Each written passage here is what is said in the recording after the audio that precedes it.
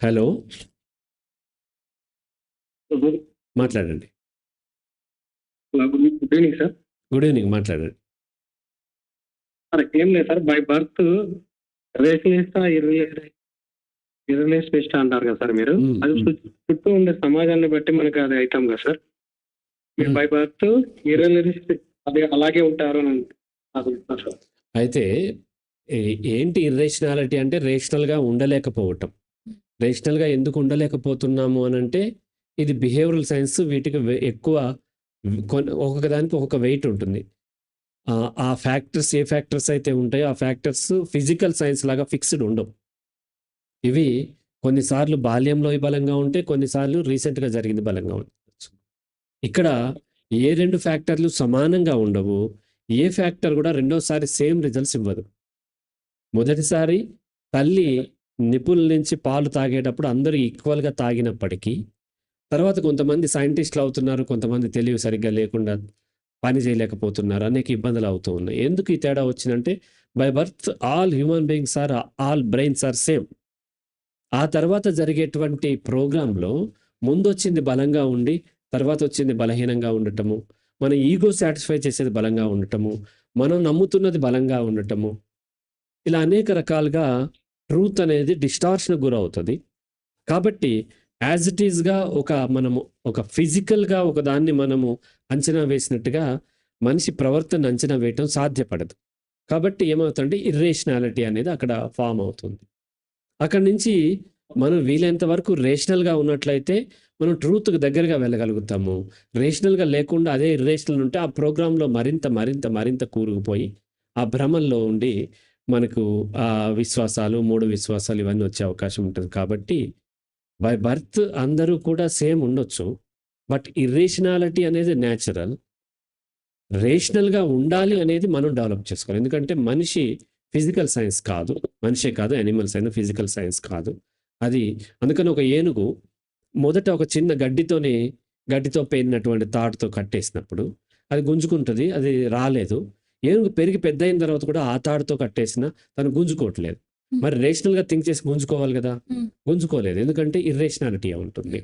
ముందు వచ్చింది బలంగా ఉంటుంది, ముందున్న ఎక్స్పీరియన్స్ ఆ మనసుల మీద బలంగా ఉంటుంది. కాబట్టి ఈ వ్యక్తులు కూడా, మనుషులు కూడా అంతే ఉంటుంది. కాబట్టి బై బర్త్ అందరూ రేషనలే. సమాజాన్ని బట్టి ఇర్రేషనల్ అవుతారని లేదు. ఏ సమాజంలో ఇర్రేషనల్ ఉంటుంది, కంప్లీట్ రేషనల్ ఎవరు ఉండరు. అది అర్థం చేసుకోండి. పూర్తిగా రేషనల్ ఈ భూమి మీద ఏ మనిషి ఉండటం కూడా సాధ్యపడదు. వీలైనంత రేషనల్గా ఉండే ప్రయత్నం చేస్తూ ఉంటాం. Right? Okay sir. Okay sir. ఏం తీసుకున్నా దాని గురించి అన్ని అవగాహన వచ్చినా కూడా ఇర్రేషనల్ గానే ఉంటాం సార్. ఇర్రేషనల్గా ఉండవు. ఇక్కడ అర్థం చేసుకోవాలి సార్. వీలైనంత రేషనల్గా ఉండే, అంటే రేషనల్ ఎక్కడ అవసరమో కూడా అది మనకి రేషనల్గా కావాలి. Okay sir. ఎందుకంటే ప్రతిదీ రేషనల్గా థింక్ చేస్తూ ఉంటే, రేషనల్గా థింక్ చేయాలంటే చాలా మెంటల్ ఎఫర్ట్స్ కావాలి. అందుకని చాలా మంది రేషనలిస్టులు కూడా వయసు పెరిగిపోయిన తర్వాత మళ్ళీ ఏదో ఒక దేవుడిని ఎవరినో నమ్ముతూ ఉంటారు. వాళ్ళకి ఎక్కడి దాకా స్టాప్ పెట్టాలో అర్థం కాలేదు, లిమిటేషన్ తెలియదు.